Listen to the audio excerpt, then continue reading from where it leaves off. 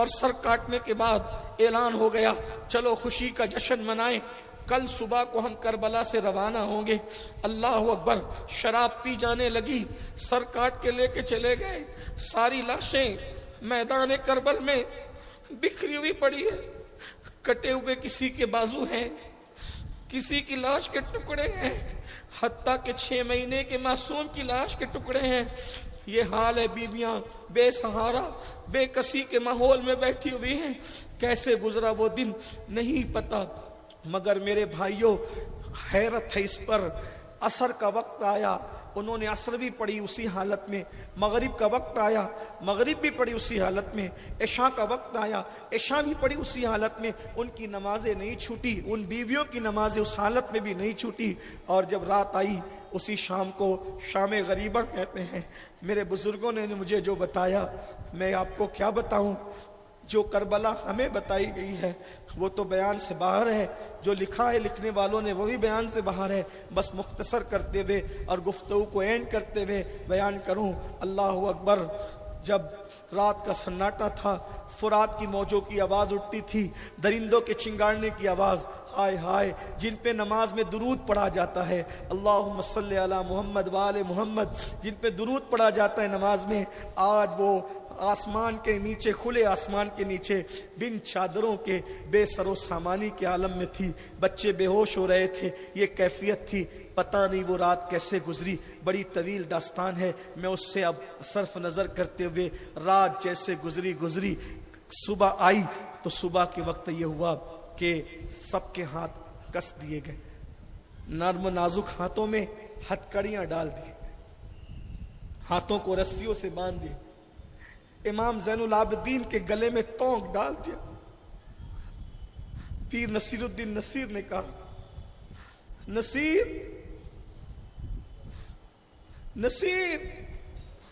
عداوت کے بھی کچھ آداب ہوتے ہیں، نصیر آخر عداوت کے بھی کچھ آداب ہوتے ہیں، کسی بیمار کو زنجیر پہنائی نہیں جاتی، تماچے مار لو، خیمے جلا لو، قید میں رکھ لو، تماچے مار لو، خیمے جلا لو، قید میں رکھ لو، علی کے گل رخوں سے بوئے زہرائی نہیں جاتی۔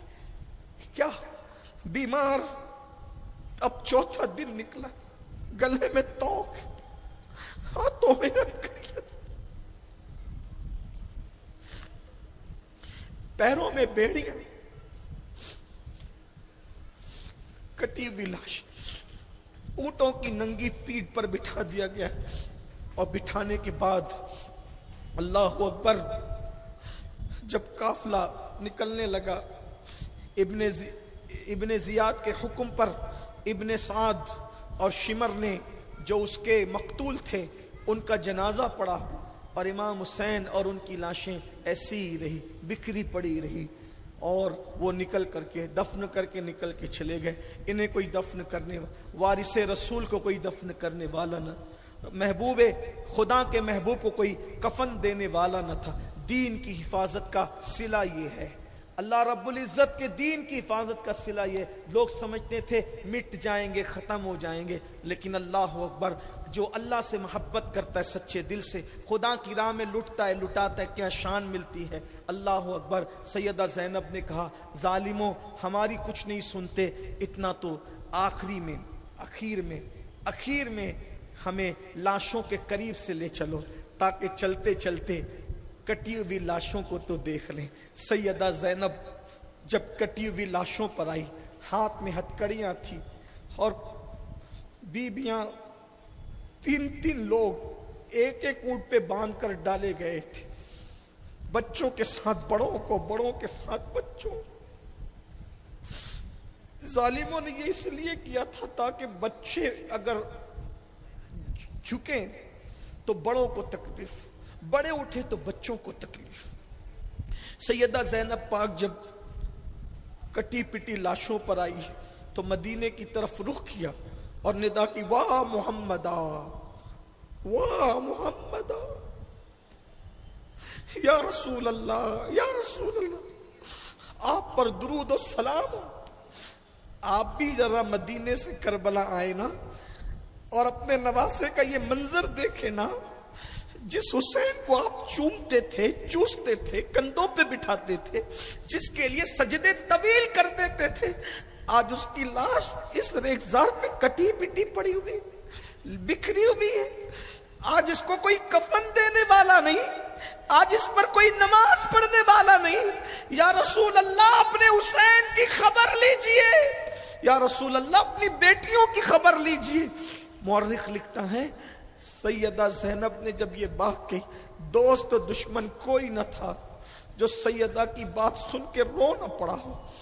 جب یہ قافلہ چلا کوفہ کی طرف, بس آخری بات کے طور پر یہ بات پڑھ رہا ہوں, کربلا سے قافلہ چلا, چلنے کے بعد جیسے ہی کوفہ کے قریب پہنچا, رات کا وقت تھا, وہ لوگ خیمہ لگا کر کے اپنے خیموں میں سو رہے تھے. کھلے میدان میں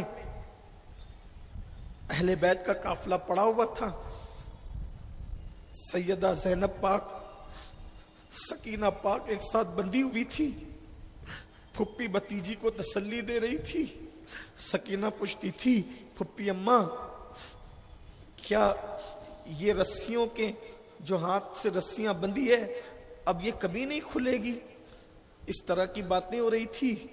ایسے میں اچانک کوئی آنے والا آیا اندھیرے میں اور آ کر کے سلام کیا, اور سلام کر کے کہا, اس کو علامہ ارشد القادری علیہ نامہ نے لکھا ہے دوسرے الفاظ میں, میں اپنے دوسرے الفاظ میں اس کو دوسری کتابوں کا بھی مضمون ملا کر کے بیان کر رہا ہوں کہ ایک اچانک سلام کی آواز آتی ہے, آل رسول کو سلام ہو.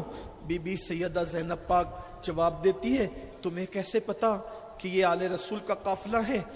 تو آنے والی خاتون کہتی ہے, بی بی میں تو آپ کو نہیں جانتی, لیکن میں سیدہ فاطمہ کی کنیز رہ چکی ہوں, اور میں نے فاطمۃ الزہرا کے گھر میں خدمت انجام دی ہے.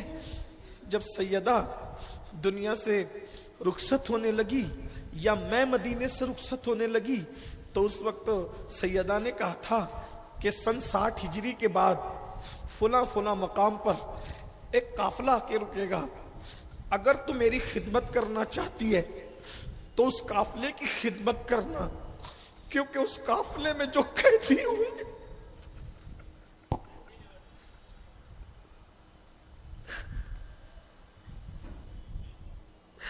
اس قافلے میں جو قیدی ہوں گے وہ اللہ کے بڑے مقبول بندے ہوں, اللہ کے خاص بندے ہوں, اور وہ جس کے لیے جو دعا کر دیں گے وہ دعا مقبول ہو. بی بی آپ کون ہیں میں نہیں جانتی, لیکن سن 60 ہجری جیسے ہی گزر گئی, روز رات کو آتی ہوں, کھانا لے کر کھڑی رہتی ہوں, مگر قافلہ نہیں آتا تھا. آج یہ قافلہ آیا ہے اتنے دنوں کے بعد. میں نہیں جانتی تم کون لوگ, اتنا جانتی ہوں آل رسول ہو, خاص لوگ ہو. یہ کھانا لو. سیدہ کا نام آیا, سب رو پڑے, سب کی آنکھوں میں آنسو آ گئے. سیدہ زینب پاک بڑی حوصلے والی خاتون تھی, اپنے آپ پہ کنٹرول کیا.